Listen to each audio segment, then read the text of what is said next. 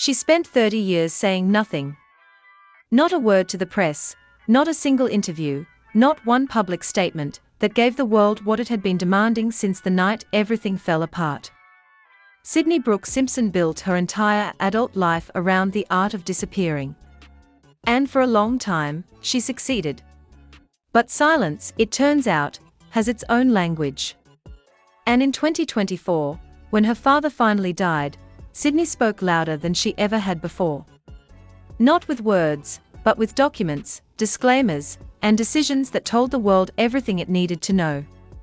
The daughter of O.J. Simpson had finally confirmed the awful truth. And she did entirely on her own terms.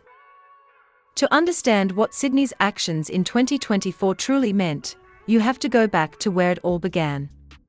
Not the trial, not the verdict, not the white Bronco chase, but a June night in Brentwood, California that a little girl was never allowed to forget. On June 12, 1994, Nicole Brown Simpson and her friend Ron Goldman were found murdered outside Nicole's condominium at 875 South Bundy Drive. It was one of the most shocking crimes in American history, and it set in motion a legal and cultural firestorm that would burn for decades. But while the world fixated on evidence, defense attorneys, and celebrity spectacle, almost no one stopped to think about the two small children who were inside that home when it happened. Sydney Brooks Simpson was 8 years old. Her brother Justin was 5. By the time police arrived, both children were upstairs, reportedly asleep. That was the official account, the one that made it easier for everyone else to move on. But Sydney, in the years that followed, would in through private writings and legal statements that the night had left marks far deeper than sleep could explain. She reportedly described hearing sounds she couldn't make sense of at the time, sounds that lodged themselves in the back of her mind and never fully left. For the rest of her childhood, she would struggle with fear of loud noises, anxiety in open spaces, and a need for control over her environment that her therapists linked directly to that night. The trial of O.J. Simpson began in January 1995 and consumed the American public for the better part of a year. An estimated 150 million people tuned in to hear the verdict on October 3, 1995. O.J. was acquitted. And while the nation erupted into argument and disbelief, Sydney sat somewhere far from the cameras, a 9-year-old girl trying to understand why the man she had once called Daddy was free while her mother was still buried in a cemetery in Orange County. After the trial, custody of Sydney and Justin was awarded to Nicole's parents, Lou and Judy the Brown. It was a decision made with love and with purpose.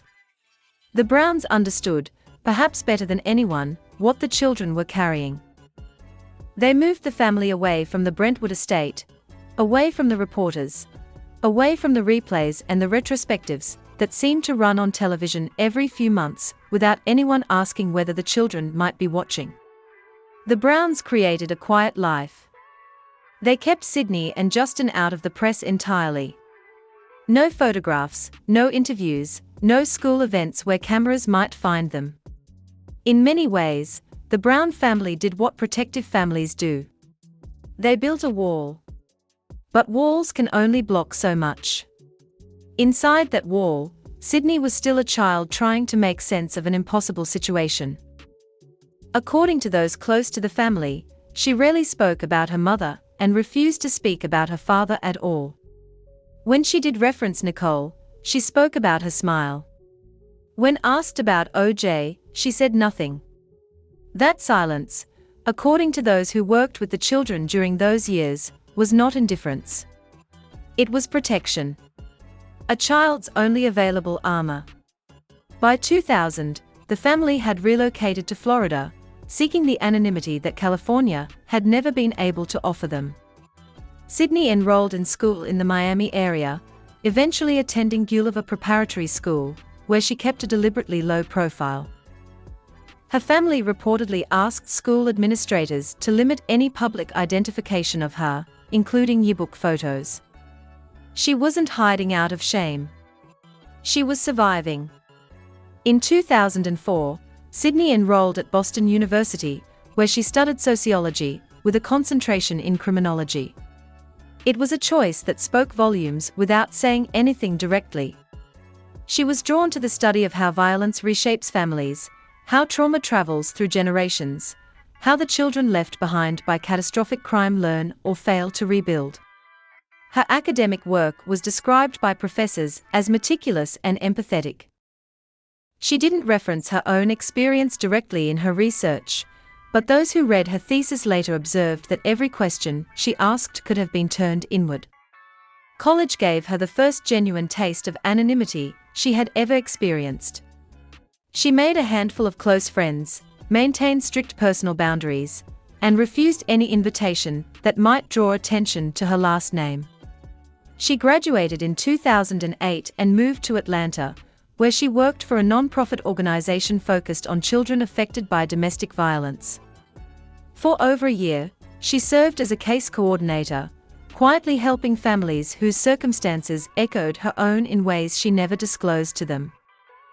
It was during this period that Sydney reportedly began writing private journals and notes, reflections on memory, on her father on the night she could never fully explain to anyone who hadn't been there. Some of those notes would later surface through legal proceedings, offering the first real window into what she had been carrying all along. One passage cited in documentation from 2024 reportedly contained a line, "I was taught to love him, but I remember being afraid of his voice." 8 words that said everything the trial of the century could not. By the 2010s, Sydney had settled in St. Petersburg, Florida, and had begun channeling her energy into real estate. She founded a property investment company and ran it under her full legal name, Sydney Brooke Simpson. No initials, no maiden name workarounds, no corporate veil to obscure her identity. It was a deliberate act of reclamation. She was done hiding her name. She simply refused to let anyone else attach meaning to it. Her business grew steadily. She managed it through lawyers and accountants, kept it out of the press, and poured her focus into building something stable and self-sufficient. Stability, privacy, and control, the 3 things her childhood had never given her. While her father served time in a Nevada prison following his 2007 conviction for armed robbery and kidnapping, Sydney was investing in properties, building equity, and constructing a future that had nothing to do with him. When O.J. was released on parole in 2017, Sydney did not attend a hearing. She did not speak to reporters. She did not release a statement. Her silence by then had become its own form of eloquence. She and her father reportedly had minimal contact during his post-prison years, and by most accounts, the relationship had long since ceased to function as one in any meaningful sense. There was no warmth left to lose. In 2019, by several accounts, Sydney agreed to see her father one more time. It was not a reconciliation. It was something closer to a reckoning. According to information that emerged through legal filings and witness accounts in the years following, the meeting was brief and laden with everything that had never been said between them. O.J. reportedly handed her a copy of his controversial book, If I Did It, the 2007 publication in which he described in hypothetical terms how the murders could have been committed. His suggestion that she read it that would help her understand him was perhaps the most revealing thing he could have said. It confirmed what Sydney had long understood about how her father saw himself in the world. She left the meeting and by all indications never sought another one. By 2020, Sydney had married and in 2021, she became a mother. She reportedly named her daughter after Nicole Brown Simpson's middle name, a quiet, private tribute to the woman who had been taken from her when she was 8 years old. Those who knew her described the decision as deeply intentional. She was passing something forward. Not trauma, not legacy, not the weight of a famous name, but memory of a specific kind. The kind that honors rather than haunts. On April 10, 2024, O.J. Simpson died in Las Vegas at the age of 76. The cause was prostate cancer. His passing was announced through a brief social media post from his family requesting privacy. It was the kind of understated exit that stood in sharp contrast to the enormous noise his life had generated. For most people who had followed the case, the death prompted reflection, debate, argument, the same cycles that had been running since 1994. For Sydney, it was different. She had already done her grieving. Not for the man who died in April 2024, but for the father she had lost long before that, the one who ceased to exist for her on a night in Brentwood 30 years earlier. In the months before his death, Sydney had reportedly made a brief visit to see OJ as his health declined. Accounts of that visit described something deeply somber.